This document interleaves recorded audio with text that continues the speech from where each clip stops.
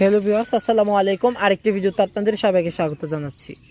দেখতে পাচ্ছেন এই হচ্ছে আমার জারবেরার গাছটা, যেটা আমি নতুন কিনেছি। এর ভ্যারাইটি সম্পর্কে আমার কোনো ধারণা নেই, অন্যান্য গাছের মতো নেই। আসলে আমি যেসব নার্সারি থেকে গাছ কিনি সেখানে ভ্যারাইটি মেনটেনটা একদমই কম। কোন একটা জাত ঠিক কীভাবে মেনটেন করতে হয়, কীভাবে ভ্যারাইটিটা রাখতে হয়, এই সম্পর্কে তাদের কোন ধরনের ধারণাও আমি বুঝতে পারি না। বিশেষ করে আমাদের আশুগঞ্জের যেই নার্সারিটা, সেখানে একদমই ভ্যারাইটি চেনা যায় না।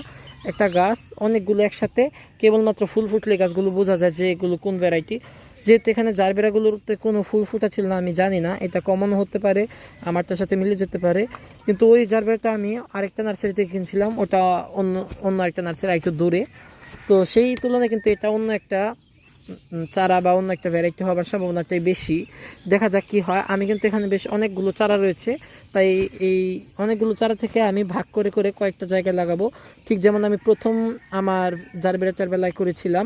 আপনারা যারা আমার রেগুলার ভিউয়ার্স এবং আমার পুরনো ভিউয়ার্স আছেন, যারা আমার ভিডিওগুলো রেগুলার দেখেন এবং আগেও দেখেছেন পুরনো, তারা কিন্তু জানেন যে আমার জারবেরা কিন্তু একটা গাছই কিনেছিলাম আমি।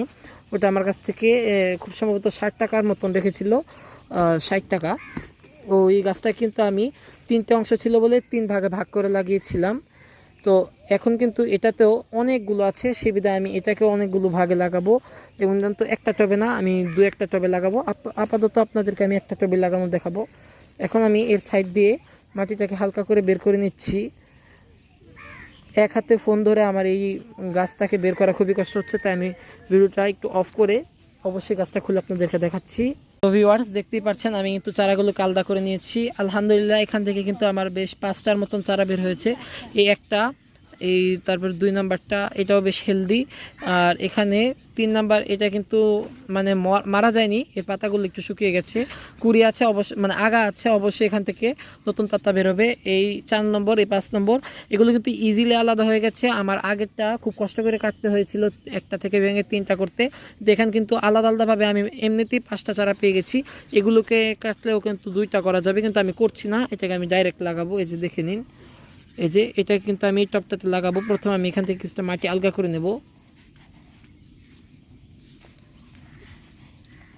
মাটি আলগা করে সরিয়ে নেব। তারপর এই যে এটাকে বসিয়ে দেব, এরপর সাইড দিয়ে মাটি দিয়ে ভরে দেব। মাটি দিয়ে ফিল আপ করে দিলে কিন্তু আমার গাছটা পটিং করা শেষ হয়ে যাবে। আর পটিংয়ের পরের যেই বিষয়টা, সেটা কিন্তু আমি আপনাদেরকে পরের ভিডিওটাতে দেখিয়ে দেব। এই যে দেখুন, আমার কিন্তু গাছটা বসানো হয়ে গেছে।